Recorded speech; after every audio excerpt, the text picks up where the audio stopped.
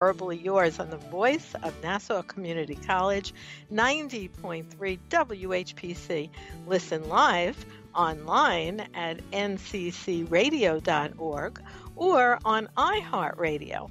For more information on today's guest or topic, send us an email at whpc@ncc.edu. Stay tuned. Herbally Yours will be right back. Adopt US Kids presents Multiple Choice Parenting. You've accidentally cut your daughter's bangs unevenly. Do you A, line things up a centimeter from her hairline?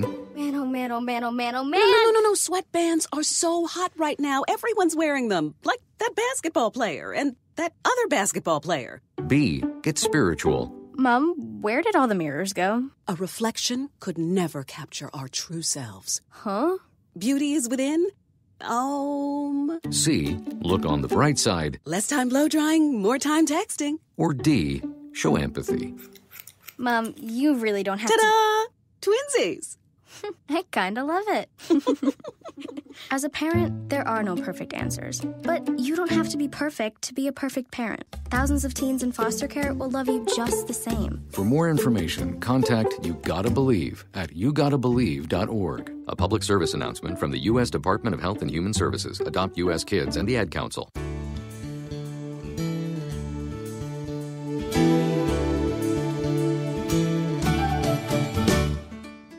And welcome back to more right here at Herbally Yours. And you can always visit us at naturalnurse.com to find out both the online and on-ground events going on in our area. For instance, we take many of our listeners from Herbally Yours to Chinatown to actually experience Chinese medicine. And we also take you all out in the field to gather wild, edible, and medicinal plants and make them into medicine. So you can check in with us if you'd like to know where and when we meet. And right now, we'll be going back to our guest, Dr. Karen Dolan, and she is a doctor of clinical nutrition, board certified, and she's talking to us today about making personalized nutrition a standard of care. You can find her at nourishwell-llc.com. So thank you so much for joining us today, Karen. Thank you for having me, Ellen. Now, you mentioned gluten for a minute there. Do you consider some foods like good for everyone and some foods bad for most people? That's a really good question. I think we don't really have, there's no such thing as a good or bad food. It really has more to do with what's more or less nourishing for that individual at that point in time. And so I could say, one thing that we do know from the research is that eating a diverse diet filled with vegetables, that is an age-old kind of truism in nourishing foods, nourishing food choices. But as far as which specific one, at which particular time, we don't really have an answer there. And I think, if I could just share a small little anecdote, that my daughter had to go for a procedure. That was a difficult procedure for her when she was 8 years old. And at the end of the procedure, she was awakening in the ER. She hadn't eaten all day long, and they gave her a red popsicle. And we probably couldn't even say it was a particular flavor. It was red, and it was sweet. But I saw her. I cradled her in my arms as she held that popsicle, and she just relaxed and was just enjoying it so much, the cold and the sweet. And at that point in time, that popsicle was nourishing for her. And I wouldn't recommend it every day, though she asks for it. But I think it's important to pay attention to what your body is asking for and be gentle and compassionate with yourself each day. So what you're saying is that let's say that was real junk food because it had red dye and who knows what else in it. High fructose corn syrup. Mm-hmm. Right. And it's not the thing you would normally choose to feed your child or any child. Right. But because of the circumstances, it actually was nourishing for her because you're including her body, mind, and spirit reaction as well. That's right. And the body, mind, and spirit is so powerful and so important. And that's something that I see a lot in my cases. If I have a particular client who's coming in with a need that the research might indicate a particular diet but that diet is just not congruent with that person's daily needs or their cultural preferences, or it's so important to really make sure that I'm accounting for that in the recommendations I make. That makes a lot of sense. Maybe that's something that people can consider when they're deciding what is best for them to eat. Well, I know that you were specializing in thyroiditis. So let's talk about Hashimoto's thyroiditis. What is that? So Hashimoto's thyroiditis is an autoimmune condition through which the body starts to attack the thyroid and causes a kind of a decrease in function over time. You can have a goiter, or you can have enlarged thyroid, as we would see.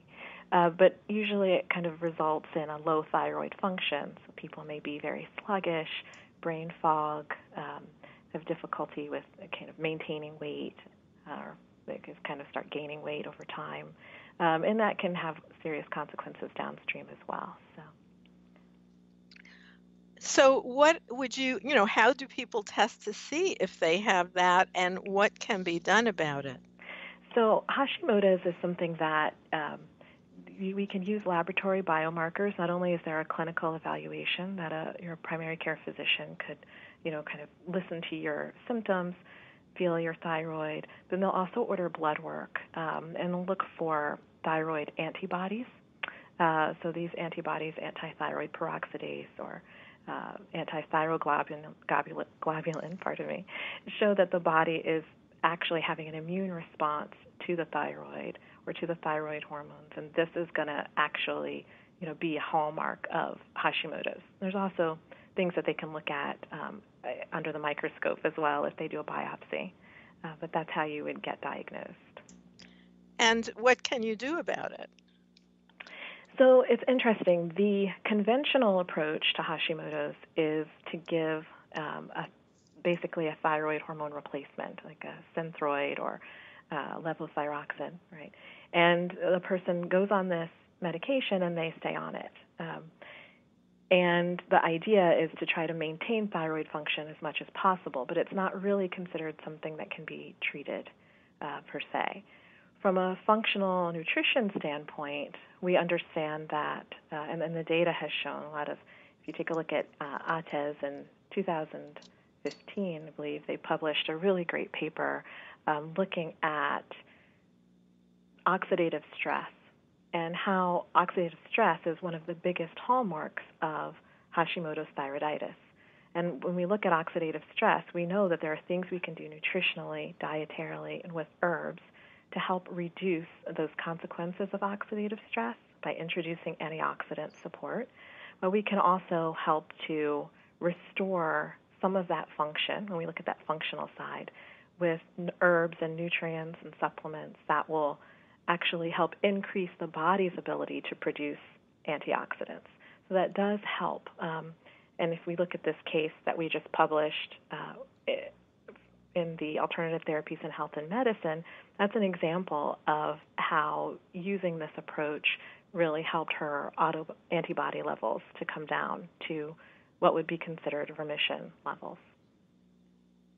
And so it actually did come down. Now, this is something that conventional medicine will say cannot actually ever happen. That's true. And it's something that I've seen happen repeatedly in practice. And it's a tricky kind of tightrope here, because on one hand, in collaboration with our conventional partners, there's so much that we can do to help heal and help support a person's function. On the other hand, it is tricky when the kind of standard approach is that there's nothing we can do about this, because I have seen over and over people come in who have been told there's really no hope, and it doesn't really make sense for them to try. And those people have been seeing very good results in the decrease in autoimmunity. So it's not to say we don't want the conventional support, that it's really important to make sure that we're covering the nutritional side and the integrative side as well. Well, you are listening to Herbally Yours on the voice of Nassau Community College, 90.3 WHPC. I'm Ellen Kamai, the natural nurse, and my guest today is Dr. Karen Dolan, and you can find her at nourishwell-llc.com. You know, that is a major point that you made, Dr. Karen, in that, and I have certainly seen that. I've been doing natural medicine, as I said, since 1964. So we're talking about thousands and thousands of cases. I have written them up in 15 books that I have written. And yes, that is the big deal. The big deal is to see people get well, and that's what medicine should be doing. I really don't see any reason to throw out conventional medicine. It's very useful. There's wonderful diagnostic tests. Drugs can be very useful when needed. But I think that the whole emphasis on nutrition and gentle, safe, effective, and cost-saving natural therapies that really make people get well should totally be the first line of intervention. Absolutely. Absolutely. I agree with you. And it's interesting, though, the point that you make, because when you go back to that conversation where we were talking a little earlier about standards of care, at times we see that come into nutrition as well. So if you look at the research right now, the data that's out there, the standard of care for autoimmune conditions might be something called an anti-inflammatory diet, where you take people off all foods that may be considered to increase inflammation in their body. Oftentimes these are very restrictive diets. In this particular case that I published, the client came in, she was kind of doing all the things that the research told her she should do nutritionally. She was taking selenium, she was taking N-acetylcysteine, she was taking, her probiotics, and she had taken out all of these things from her diet, all the gluten, all the dairy, all the sugars. She had taken out so much, she didn't have enough nourishment to support herself. She just couldn't tolerate the diet and the protocol that she'd put herself on. So in actuality, for this case, we realized that even nutritionally, we can get into an idea of that there are certain standards of care that we forget. That's just what the research has shown on a broader scale. That doesn't include all the things that haven't been researched yet. And that doesn't include the particular case, for that individual. So for her, by giving her a less restrictive diet and helping her to develop an understanding of her body's own cues, when she felt hungry, eat. If she ate something and it gave her distress, she stopped eating it. That was really important to help her feel empowered and to help get the outcomes that we did in this case. Well, wonderful sharing with you today, Dr. Karen, and thank you so much for being our guest right here on Herbally Yours. And I'd like to tell you, listeners, once again, and thank you for tuning in to Herbally Yours, produced at the studios of 90.3 WHPC, Nassau Community College, Garden City, New York. For further information, email us at whpc@ncc.edu. This is your host, Ellen Kamai, at naturalnurse.com, inviting you to join us next week for another edition of Herbally Yours. Until then, stay healthy.